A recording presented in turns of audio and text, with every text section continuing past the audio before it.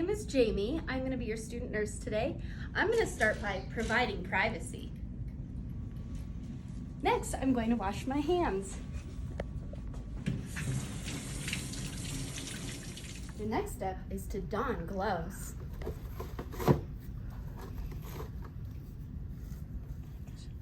After donning gloves, you want to identify your patient. Can you tell me your name and date of birth? My name is Sydney Dozois. My date of birth is August 27th, 1998. And can I see your wristband? Thank you. Today I'm going to do a head-to-toe assessment. I'm going to note the age, sex, and race. So it appears that we have a female in her 20s, Caucasian. Then I'm going to look for facial expressions, body posture, respiratory effect, or any signs of distress. I'm going to note that the body posture seems relaxed, the respiratory effort seems normal, no signs of distress, there's no obvious deformities, and hydration and nutritional status seem to be okay. Behaviors, attire, hygiene, mood, affect, and speech all appear to be normal. The patient's mobility seems to be appropriate. And as far as environment goes, we have a safe, clean environment. Patient does not have any company at bedside.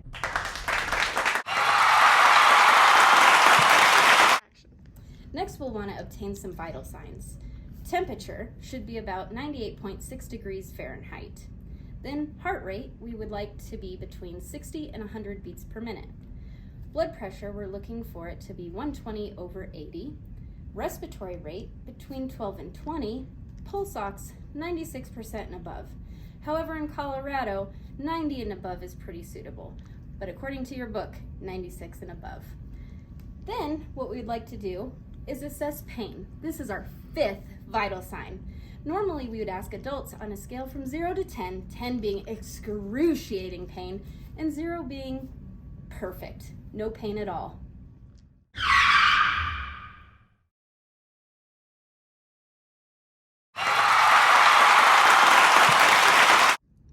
Our next step is to determine the patient's level of consciousness. So you would ask, can you tell me your name? Sydney Dozois. She is oriented to person.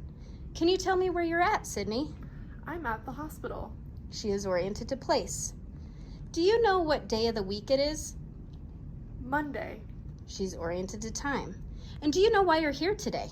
I'm here for a rapid head-to-toe assessment. Thank you. The next part of the assessment is figuring out medical history. Sydney, do you have any allergies to any medications? I do not. Do you smoke cigarettes? Absolutely not. E-cigarettes? No. Do you drink alcohol? No. Do you do any drugs? No. How about marijuana? Absolutely not. Where do you work, or are you going to school at this time? I am currently a student at Platt College. And just another question, do you feel like you have a good support system at home? I have an excellent support system at home. Thank you for asking. Perfect, thank you. Just a couple more questions to ask. When you ambulate, do you use any canes, wheelchairs, walkers? I do not. And then how would you describe your lifestyle? Do you exercise, eat healthy? I exercise and I eat healthy. So would you say you live a pretty healthy lifestyle? Yes. And are your vaccinations up to date? Absolutely. Thank you. The next part of the assessment is hands-on. First, we're going to look at the head. We're going to note the shape, symmetry, proportion, and the condition of hair and scalp. Everything seems to be looking good. Moving on to the face, we're notating symmetry. Looks very symmetrical. Proportion. I'm going to check the temperature by feeling with the back of my hand to make sure all is even. I'm going to look for any moisture, see if she is sweating or diaphoretic, and then I'm going to check to make sure she doesn't have any lesions anywhere. None present at this time.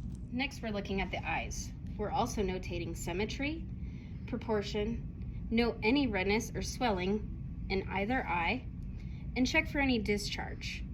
Next, we're going to check for extraocular eye movement, aka cat whiskers. You'll take your pen light and have the patient follow the light with their eyes.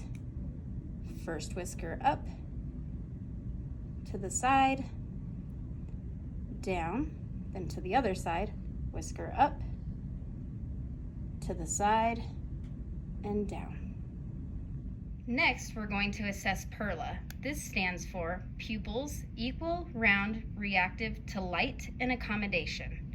First, we will check the reaction to light. Start with your pen light on the outside of the eye, go in and back out.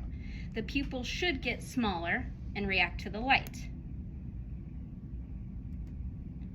Next, we will test for accommodation. You'll have the patient stare at the tip of your pen light and follow it all the way in and all the way back out.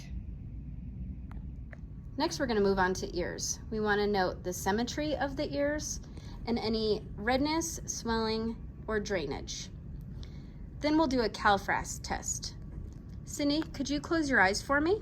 And look straight ahead, close your eyes.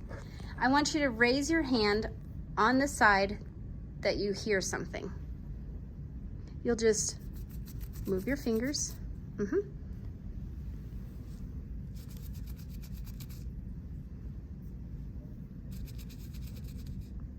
As you can see, the patient heard and raised her hands with the appropriate side.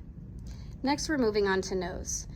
You want to look for the symmetry of the nose and proportion, as well as look for any deviations, note any redness, swelling, drainage, and then have the patient do a congestion test. Sydney, I'm gonna have you take your finger and cover one side of your nostril and breathe in. Great. Now go ahead and release and do the other side. Breathe in. Thank you.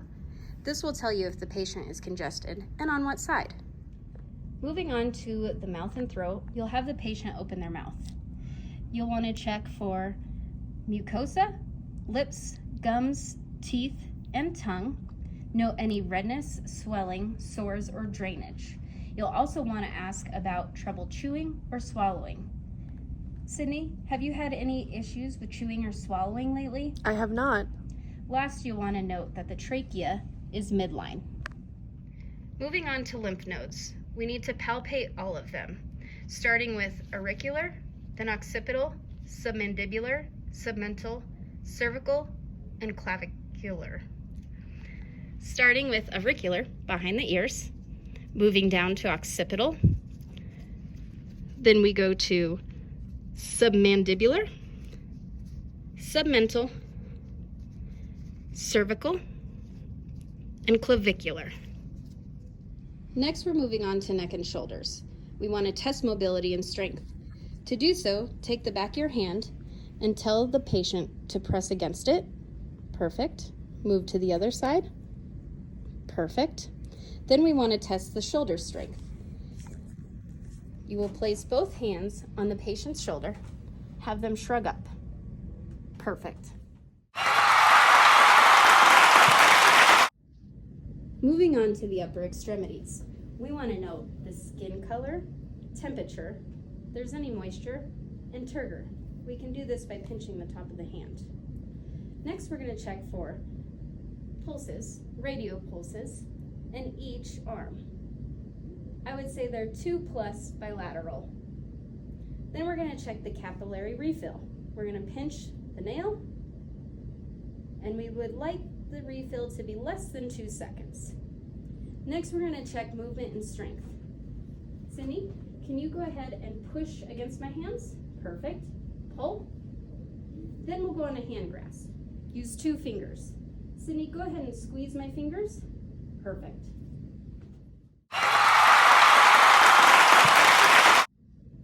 Next, we're going to focus on the thoracic region. We're going to inspect the skin color and chest contour. Then we're going to palpate the chest wall for tenderness. Any tenderness? No.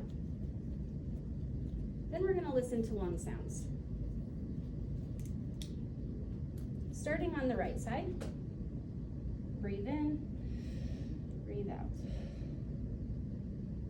Breathe in. To speed up this video, I'll just show you the placement of the next. Breathe in, breathe out. Breathe in, breathe out.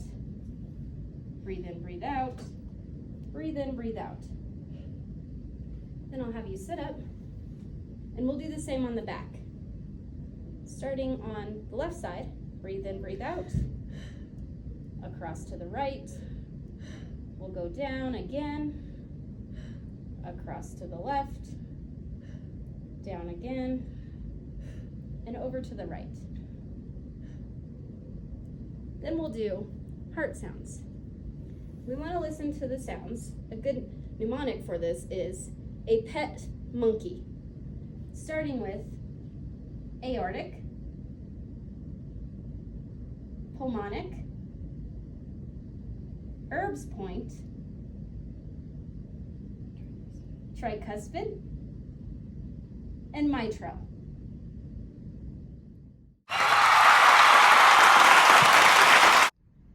Next, we're going to assess the abdomen. We want to inspect the color, temperature, moisture, and turgor. We'll then auscultate for bowel sounds in 4 quadrants, starting with the right lower quadrant. You want to listen for a full minute. If no sounds are present, listen for a full 5 minutes.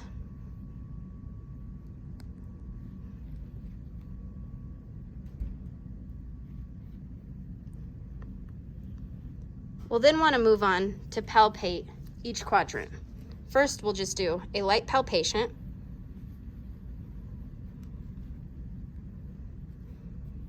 In each of the quadrants. Any pain? No. When was your last bowel movement? Yesterday. Have you had any issues with urination? No. No burning, smell, urgency, No. incontinence at all? No. And if you have a female patient, ask for the last menstrual period date. When was your last menstrual period? Last month. Beautiful.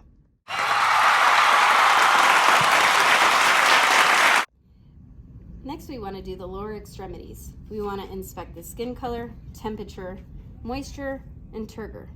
We then want to look for any edema or swelling in the lower legs. We want to palpate the pulses, so post-tibial on both sides.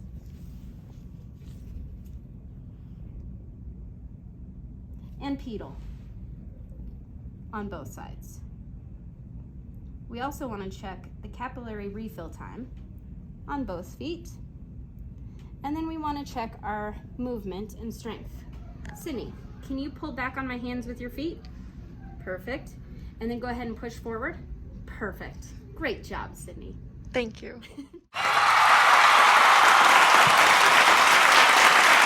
At the closing of your physical assessment, you want to make sure that your patient is comfortable and safe. Call light within reach. You want to ask if they have any questions for you. Wash hands before leaving and scan your environment to make sure that it is still safe and appropriate. While you're doing your assessment, please make sure that your patient is covered as much as possible. Don't be exposing them. You also want to ask permission of the patient in order for them to allow you to touch them for the physical assessment. Do not engage in excessive touching or handling the patient. That's a no-no.